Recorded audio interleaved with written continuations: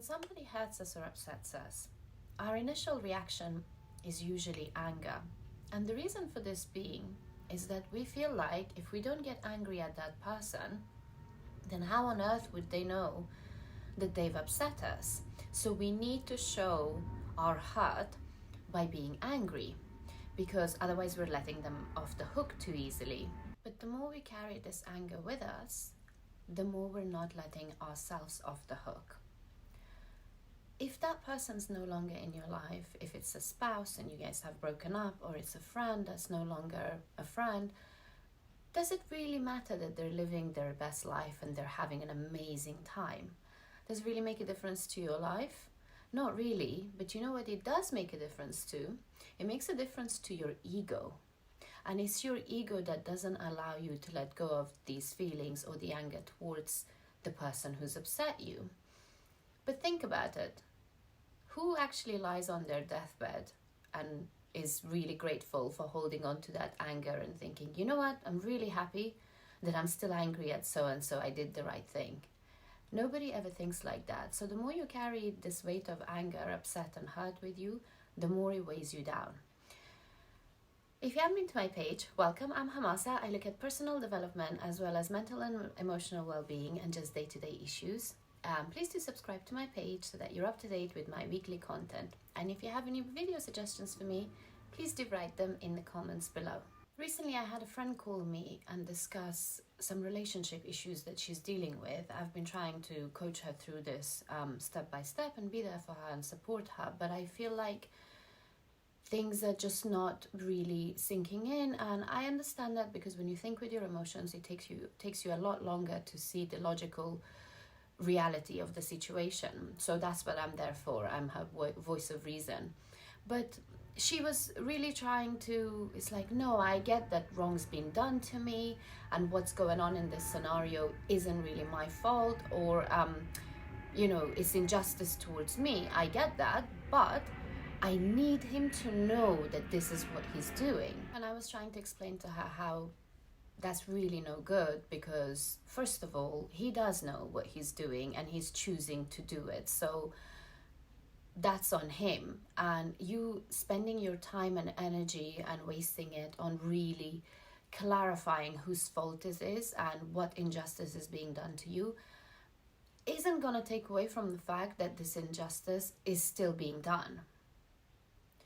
So this is where my previous video comes into play, where I spoke about you have to give yourself your own closure. And her closure in this is his actions. She doesn't need to wait around to hear those words from him, because words are easy to be dishonest. He can lie. He'll say whatever he needs to say to soften the blow. But it's his actions she needs to go by. So even if she spends all this time chasing him and trying to get a conversation and trying to get that closure chat, like get it off her chest, does it really make a difference? Why do you care about spending your time for them to know that they're wrong? At the end of the day, the wrong's been done. So you need to make a decision on that and give yourself that closure and give yourself that satisfaction of knowing that this for me is enough. I don't need to waste any more energy around this person or give this person any time of day when I already know how they feel about me by their actions. And the same goes for issues that we already have in our lives, and it's not like a breakup or like an ending like it was in my friend's case.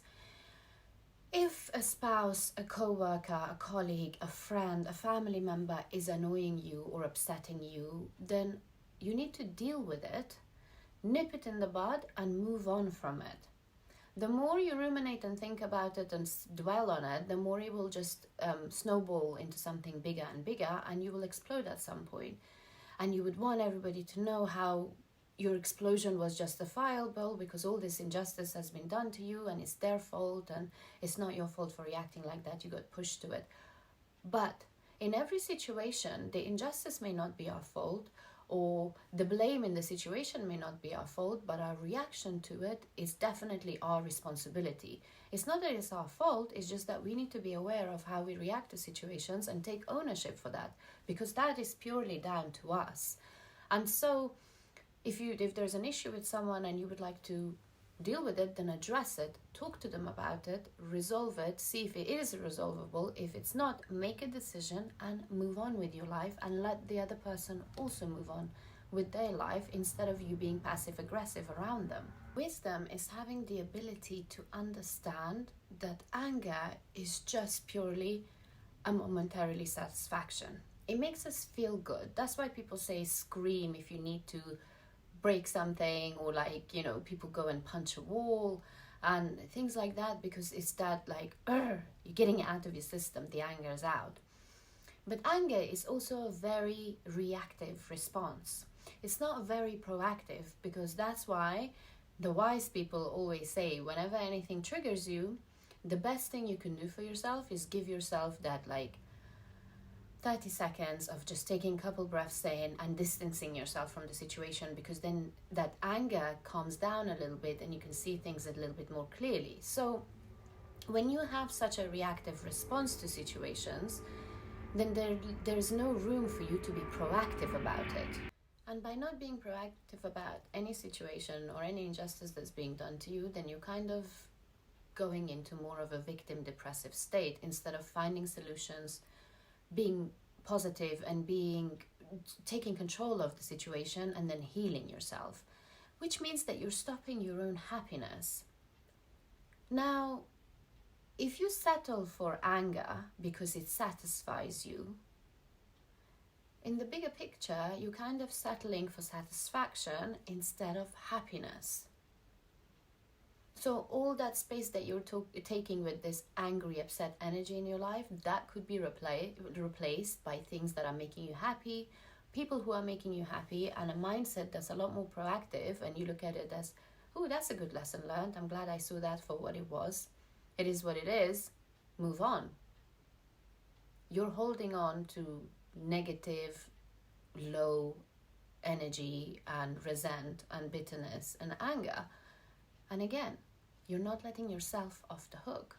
Other people not cherishing us, or other people upsetting us or doing harm to us, it's not our fault. But it's not other people's treatment of us that determines how happy we are, or our happiness in general. It's how we react to situations. If we allow anger taking over, then we're almost like walking into this energy of negativity. And if we allow happiness and just being proactive and being less reactive and more aware that fair, this has been done to me, I can accept it, I can either deal with it or let it go, but I can move on and take responsibility for that, is a very different ball game. If we want to live our best life and be very fulfilled and be content with situations and people around us, that's impossible to do when we're holding on to a lot of anger, hurt and pain. It is just not, the two don't correlate.